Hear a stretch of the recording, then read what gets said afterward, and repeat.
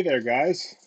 This is Paul from Southern Maryland Divers, and as promised, we are going to do a Facebook Live um, little video every day that we would be open since we're closed for the COVID deal. And hopefully, you guys can learn something from this and take something away from it. And it's kind of meant to keep everybody engaged and into scuba as much as we can during this crisis that's going on. I hope everybody's staying safe out there and taking the warnings about the social distancing serious, because I think that that's going to be the only way we can really slow down the spread of this.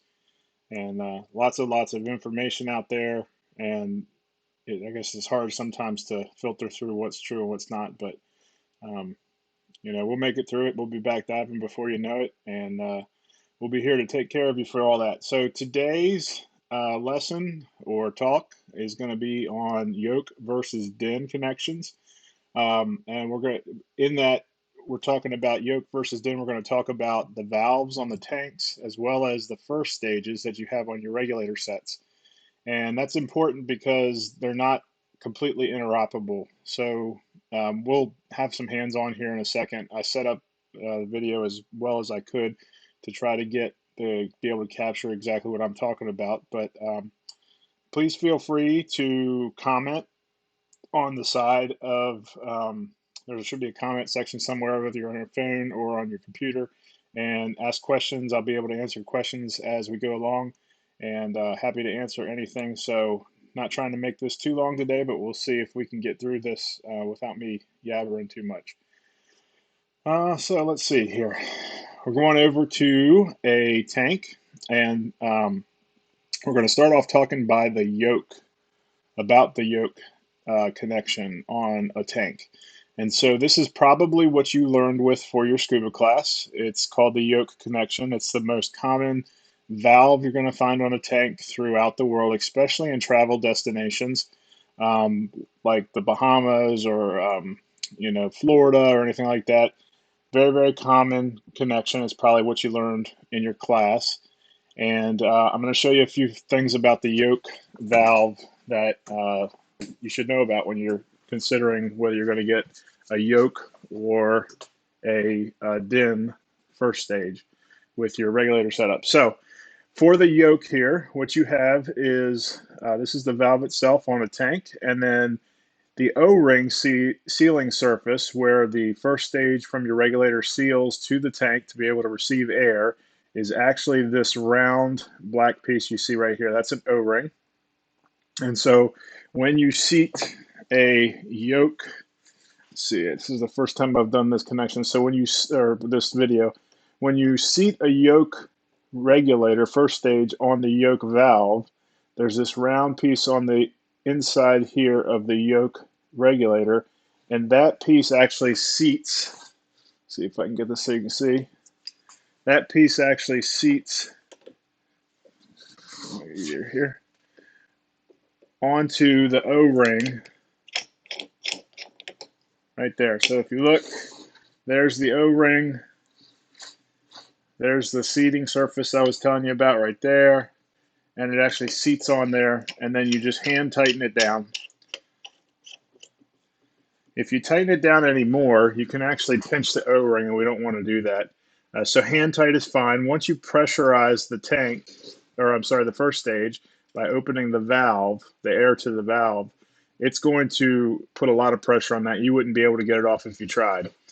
So very simple to hook up, very common to see throughout the world, and probably the most common connection you're going to see. A couple things to keep in mind when you're considering your first stage, and I'll show you why I think din is probably the better connection when we switch the valves. If you think about yourself diving with this setup the way it is now, this is the first stage from your regulator, and then you have hoses running off the side. If you're up inside of a wreck, or if you come up under the boat and you hit the boat and you really jam this first stage, it can cock this and pinch that O-ring fairly easily in there, which is not a good thing. So once you pinch the O-ring like that, you can actually cause it to leak. Usually not any kind of catastrophic leak, but it'd be enough to definitely end your dive. The other thing about the yoke tanks, or I'm sorry, the yoke valves, is that this surface here, while it's usually covered by some sort of cap, it can get dirty in there. So even if you have a couple little grains of sand on it or something, it'll cause it to leak. That O-ring can actually come out of the valve fairly easy, and it's kind of a pain in the butt to get back in, but any reputable dive shop or dive operation is going to have extra of these sitting around because that's how fairly often they come out. So that's a yoke valve. This valve, as it sits like this, will only work with a yoke first stage. Now, there's a caveat to that, and I'll get onto that in just a second. But let me switch over to a DIN-only valve. So I'm actually going to replace the valve here for you guys.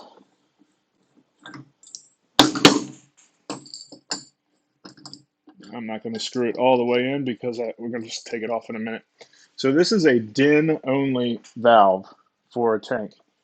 Now, when I say DIN-only, there is a third kind of valve. I know I'm going to throw a little wrench in there and mess it all up for you, but the third kind of valve can be either a DIN or a yoke. But this one cannot be a DIN or a yoke. It is a DIN, strictly a DIN-only valve. The way that we can denote that is when you look at the depth of the actual valve sealing area here where you screw in the first stage, it's fairly deep. And so the pro valves, which we're going to talk about here in a minute, actually can take an adapter to make it a yoke.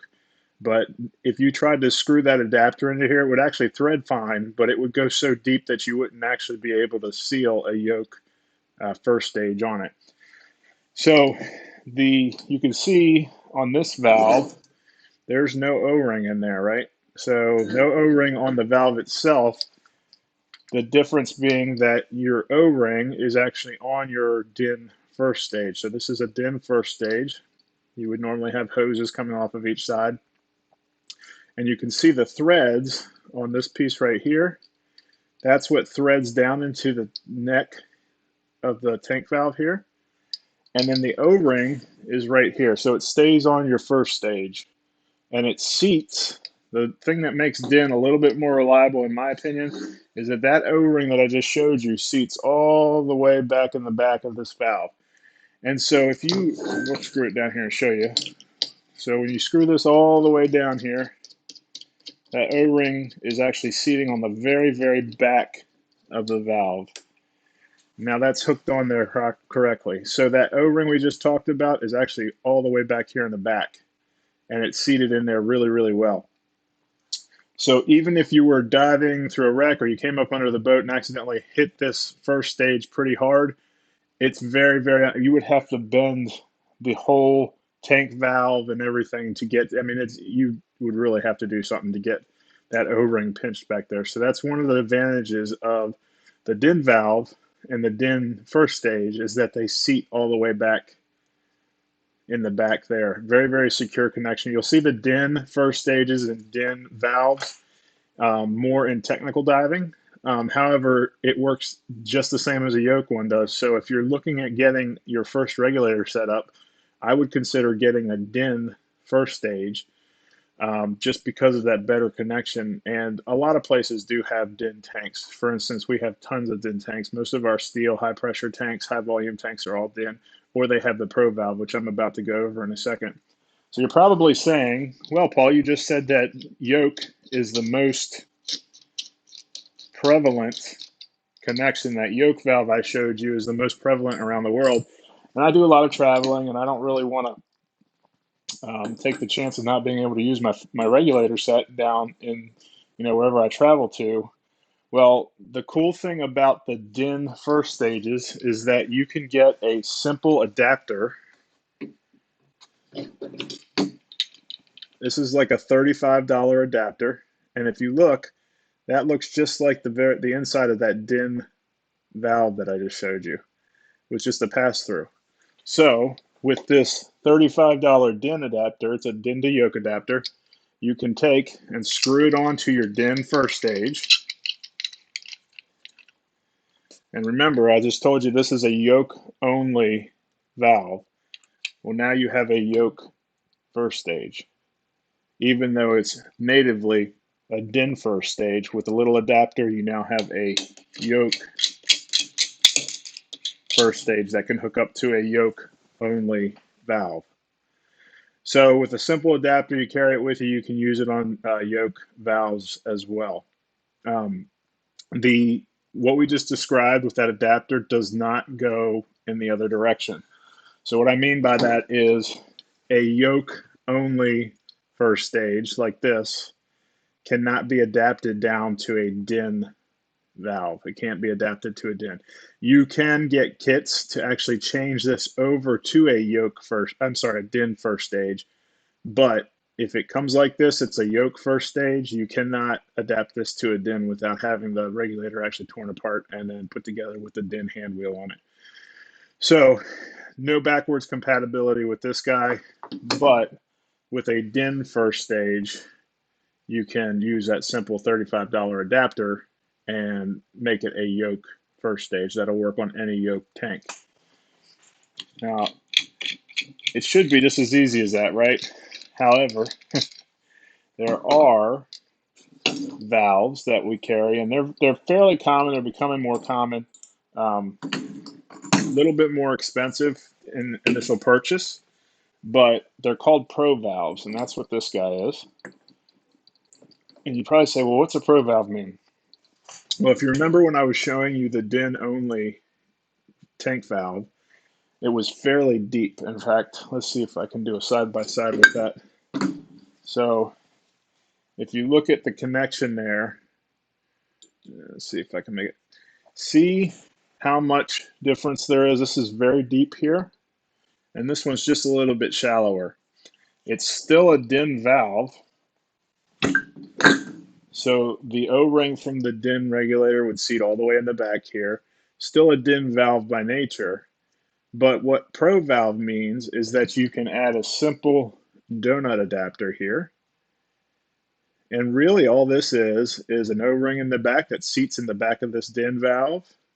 And then an O-ring sitting up front that makes it into a yoke. And so really all you got to do is screw this in here. There's a hex piece that goes on here. You would tighten it down more than just a hand tighten, obviously. This is just for demo.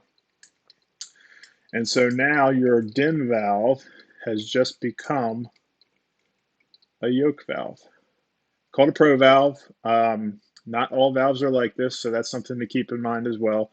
There's a lot of details as to why not all DIN valves, which is this guy. Oop, not that guy. This guy will take that adapter. Really, the main reason is that the yoke connection O-ring up here has been tested to the 3442 psi threshold. So if you've seen tanks that are rated for 3442 psi, that's because this O-ring has been deemed safe. The yoke O-ring has been deemed safe at the 3442 psi threshold. Anything over that, and it becomes unstable as far as the pressure it's able to hold. And so that's why you see these DIN only ones. These valves you'll usually see on the 3500 psi rated tanks, which there's not a ton of them out there, but they are out there still. And so you'll have tanks that are rated for 3500 psi. If you put one of these valves on them, you're not supposed to fill them any higher than the 3442 psi threshold. So that's why you would have this connection.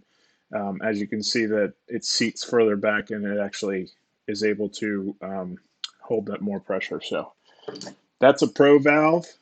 And as far as, let's see, Jamie asked, how much does it cost to change from yoke to DIN? So Jamie, if you have a tank that has strictly only a yoke valve on it, so the one that we showed first, you have to replace the whole valve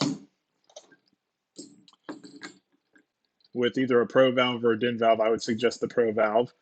And you're looking at about $55, $60 for a new pro valve. And that comes with that donut that I showed you guys that's inside of that other valve, the pro valve.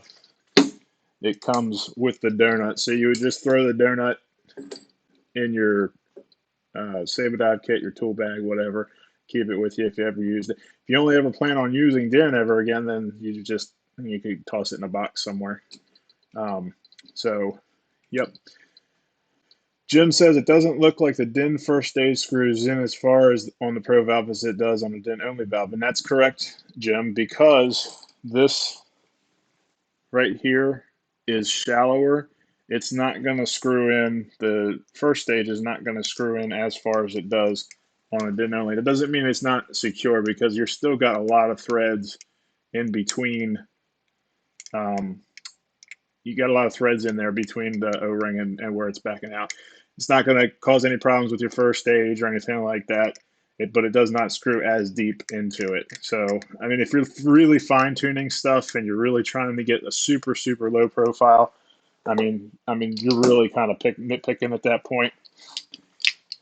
So here's the DIN first stage, and it's going to screw in until it gets to right about there versus, and that's the Pro valve. I'm going to just do it here real quick. So there's your Pro valve with the DIN first stage on. You can see there's a couple, I don't know if you guys can see in there or not, a couple threads left over. And then screwing it into the DIN only valve, it's going to go all the way back in there. It's not going to be many threads, if any, left over. So you can see it's kind of hard to see. I don't know if I have a light that would get up in there or not. But yeah, so it definitely screws in further. It does not impact the pressure rating. Does it impact the pressure rating of the tank or the ability? No, it shouldn't, because it's seating on the back end there.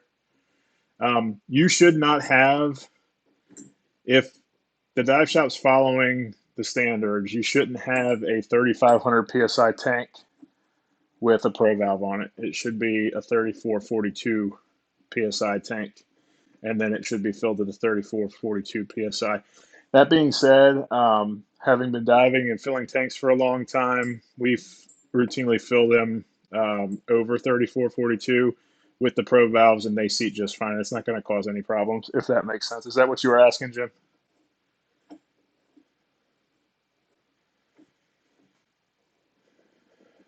Jamie asked, my reg is a yoke.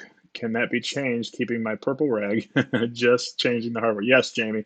We can switch the Legend over to a DIN. No problem. It's just a kit. And then you would have the yoke connection. So basically, we would take this piece off here, and that goes away, and then we would put the DIN connection onto your first stage. So that's super easy to do. It only takes a couple minutes in the shop, and I can get you a price on that, the conversion kit for that. One thing to note is, I don't know if, not too many people have ever seen this. This is an aluminum tank here, and you see I've stamped out the serial number. Oops, right there. Everything's backwards, so it's hard for me to. This is a Luxfer. We're kind of going outside of the valve thing right now, but this is a Luxfer aluminum 80 tank that was born in, let's see here, looks like December of 1973. That's that 73 number there. And all the tanks from Luxfer, along with Walter Kitty and a couple other ones that were born before 1989, had a different composition of alloy that they were made out of. That alloy over time had a higher lead content in it, and over time, those tanks would, under time and pressure, so if you left it filled and stuck it in a shed for 5 or 10 years, they can, not always, but can develop sustained load cracking, it's called. And basically what that is the actual metal itself, under pressure, the lead tends to coagulate into an area together and then ends up creating a crack in the tank neck. And it's one reason you'll see a lot of shops won't even touch a pre-89. Some are even saying 90 now. Pre-89 aluminum tank. They just say, you know what, we're not going to mess with it. There's a special test that we have to do on those tanks to be able to keep them in service for every visual inspection.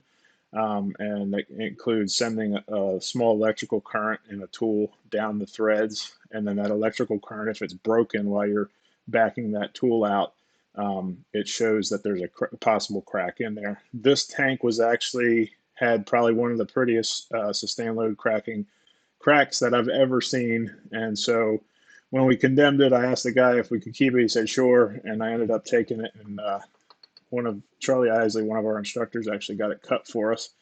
If you've ever been interested, that's how thick an aluminum tank is. I don't know what this is, aluminum 80, so this is a very common tank you would see. So for reference, I don't know if I have anything that would show reference on that, but it's pretty thick. And there's a nice, pretty crack going right down the threads here. Jamie, as far as the cost, I'll have to look that up and get it for you. We don't charge to install it. We'll just charge you for the kit, and I can let you know.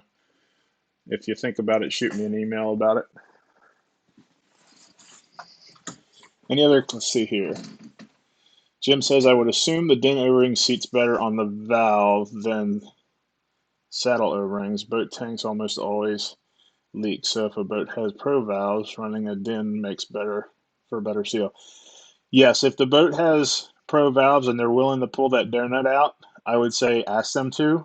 The problem is when you have the travel. So one of the reasons you don't see pro valves being standard, because you would think, and it makes sense, right? Hey, if I can do both, why not just make all of my tanks this, right? So there's a couple reasons that you don't see that standard for everything. One of them is the pro valve is slightly more expensive. It's only by a few dollars, but it's still more expensive. The other thing is every time that you do a service on this valve, you're replacing two O-rings versus just one. This, by nature, if without any kind of cleaning after each dive, it's been especially in saltwater environments. These threads can lock inside of here, so it's almost impossible to get it out. So it comes down to cost, money a lot of times, and then the third, and personally, I think my reason that I think that most places with a lot of volume don't use the pro valves is because the yoke, when you're filling a yoke tank, it's as simple as throwing. Let me show you real quick. It's as simple as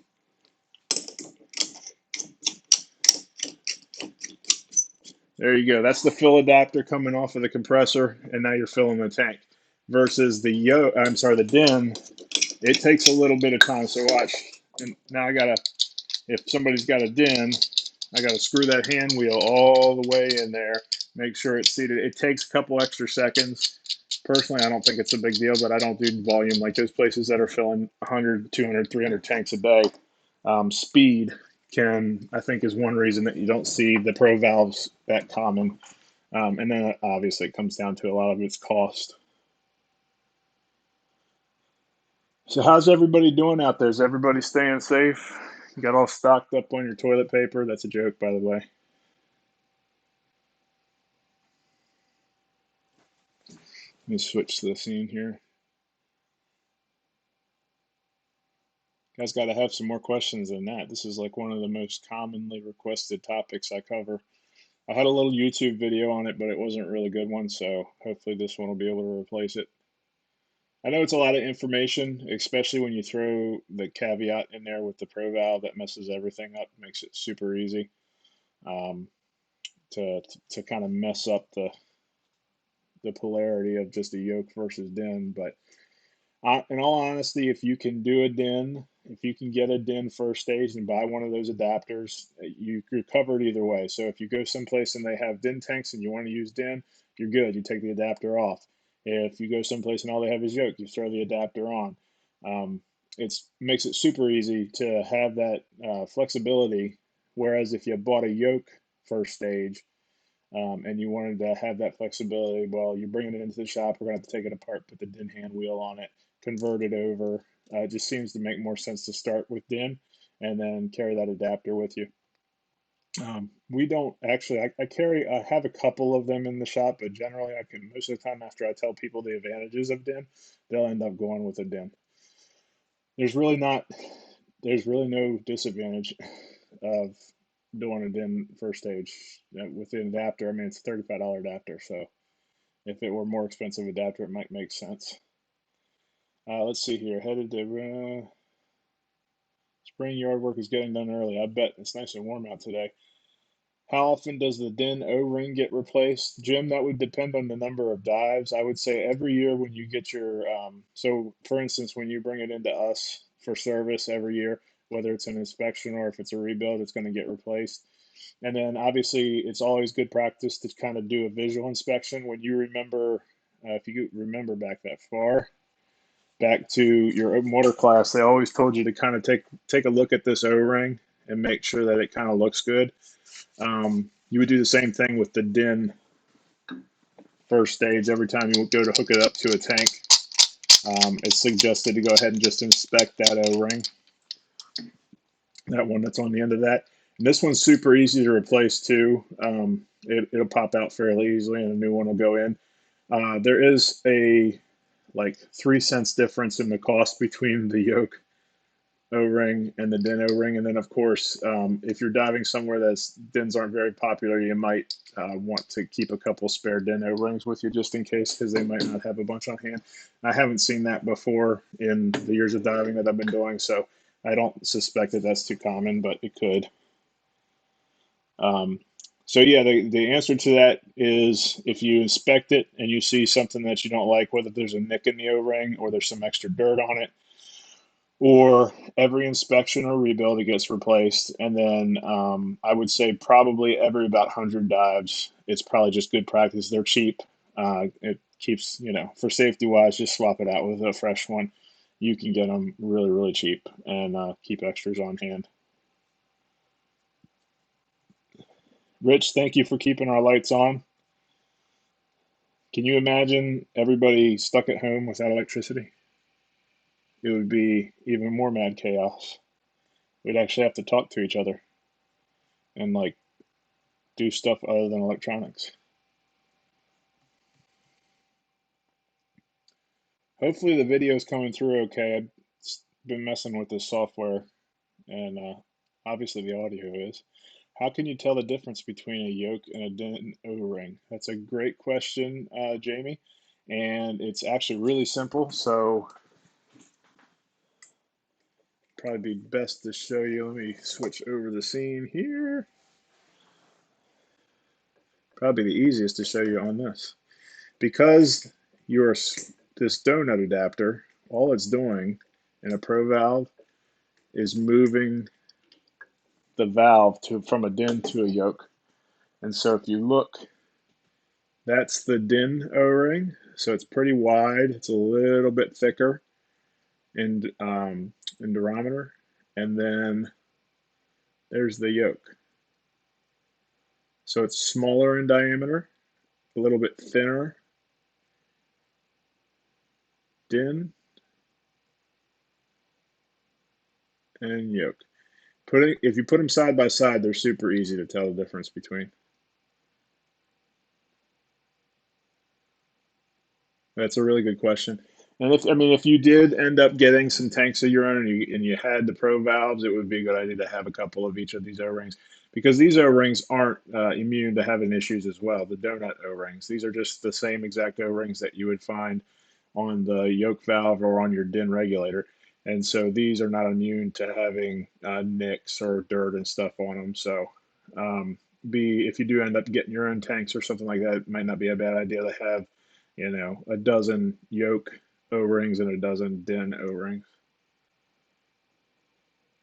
Pro valves are really where it's at. I think with the exception of some of our open water trailer tanks, all of our tanks have pro valves on them just for the ease of going back and forth if we needed to or wanted to later on. But again, like I mentioned, this donut here, if you leave this in and, spend a year's worth of diving before it gets serviced and it's in salt water and this valve never gets rinsed with water afterwards, fresh water, this thing can get almost soldered in there and hard to get out, where you got to put it in an ultrasonic cleaner and break loose some of the corrosion before you can actually get it out of the valve. So its own set of little problems with that, but as far as feasibility and flexibility goes, you can't really beat the Pro Valve.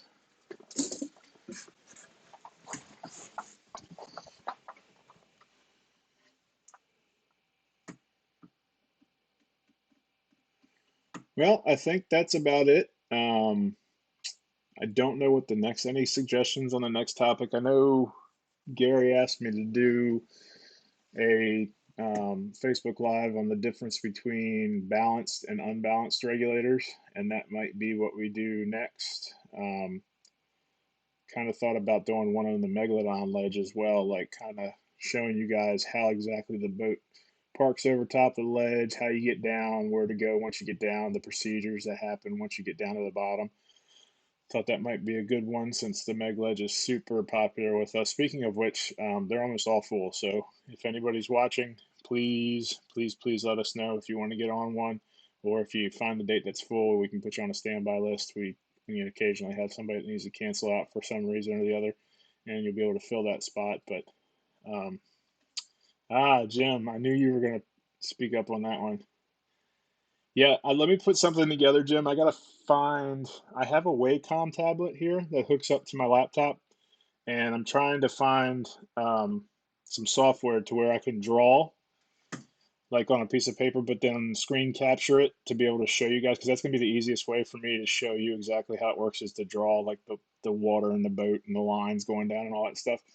Um, so I actually was gonna try to have that ready for today, but I wasn't able to get it working. So making me delve into some of this tech stuff I've been wanting to do for a while anyway. So it's, a little break from all this chaos is not necessarily a horribly bad thing. Although I'm going to keep this up as much as I can. Um, it, for most of you know that I'm a paramedic, so we'll see what happens. I mean, I think the next week or two is going to be really telling as to whether or not this is going to get as crazy as they think it is, and if it does, there's a good chance that I just might be too busy to get these in which case I'm going to ask Rich. Rich and John. John's really good at it. John can talk about scuba all day long, as most of you know. So guidance on waiting for the Steel 120s. That's a good one. Actually, that's a really good one, Jim. I could do a talk with lots of statistics and hard math on waiting for aluminum versus steel, different types of steels, different volume steel tanks. That's a really great idea, and I'm going to put that on my list because that's a really frequently asked question as well. So, and super easy to talk about because the numbers are there. There's a chart that I have that has all of the full versus empty weights of all the different tanks, and so that really gives you a good idea of how you need to weight yourself um, on the steels versus aluminums. But generally speaking, without answering it completely, is you won't have to wear a ton of weight with the steels on it. You're still going to be negatively buoyant even when that tank is empty. Waiting for wetsuits in different millimeters. That is a really hard one to answer, Rich. So you guys gave me a really easy one to do and then a really hard one. Because everybody's got different buoyancy characteristics of their body. So there's some guidelines you can use for the different millimeter wetsuits. But as far as like hard numbers, it's really hard. The best way to do that's to jump in a pool with the different thickness wetsuits, and then add on to that you have to track what kind of tank you're in, and you can really play a lot of different scenarios with that. Andy can put spreadsheets together for, yes, he can. And I have confidence he probably already has one. I probably shoot him an email and he'll send it back to me, and then he'll answer all of those questions. Speaking of which, while we're on here, Andy, which is Jamie's boyfriend, is actually down in Florida right now getting ready to take his instructor examination after taking the instructor development course. And we are really looking forward to bringing him on as an instructor. He has come up through the ranks. He got open water certified with us several, 3, 4 years ago. Has kind of been working along. Awesome dive master, really great dive master, and I'm super excited about getting him on as an instructor with us to be able to start helping teach open water classes. So we're really excited about that. So everybody wish Andy some luck. I believe he's doing it tomorrow. Is that right, Jamie? I think he's doing the IE tomorrow.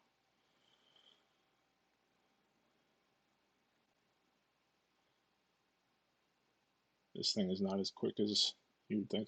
So yeah, it's either today or tomorrow. I think it's tomorrow. I think he's doing the IE tomorrow. So I have zero doubt that he's gonna pass that with flying colors, because he's awesome.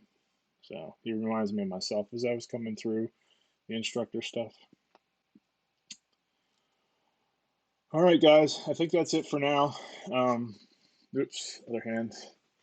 See my wonderful picture of the U-boat up there? That's the U-352 in North Carolina. Probably one of my more memorable dives in North Carolina was on that wreck. I have a really cool shot of a barracuda. I was on the hang line of the boat. I still had like 1,000 psi left in my tank. I had done my safety stop and had my big camera with me. And I was just kind of tooling around, just waiting. I had air left, and why not use it up? And I was hanging out on the line, and this barracuda started swimming towards me. So I stuck the camera up in front of me, and he like literally was a half inch from the dome on the camera when I took a shot. And there's a diver in the background, the hang line's in the background, and then so they're kind of fuzzy because I had to focus that way. And then the barracuda sitting there, you can see his teeth and little pieces of like fish flesh hanging off of his teeth. It's awesome. I'll have to see if I can find that and post it up for you guys later. But one of my favorite dives ever was on that wreck up there. Awesome, Jamie. We'd love to have you as a dive master. You pretty much do all the work now. Might as well put the title behind your name. Did SOMD do the IDC? No, Jim, we didn't do the IDC. Is I've thought about finding a course director to work with. We just I mean, in the last 5 years of owning the shop, we've had 2 or 3 people ask about it. I just don't think that we have the demand down where we're at to go all in on that, having a course director on staff. In fact, the couple that I have had, I believe I sent up the road to John. But anyway, we're already 45 minutes in, 46 minutes into this, so I'm gonna let you guys go. The next live will be supposed to be tomorrow. So let me see what I can come up with between now and tomorrow. If I can get this Wacom tablet working, I'll try to do the Megledge one tomorrow. And otherwise, everybody stay safe, and hope you got something out of this. I love doing these. I could talk about this stuff for 8 hours, but you guys will get bored with it. So hopefully we will see you on the next one. Everybody stay safe. Talk to you later.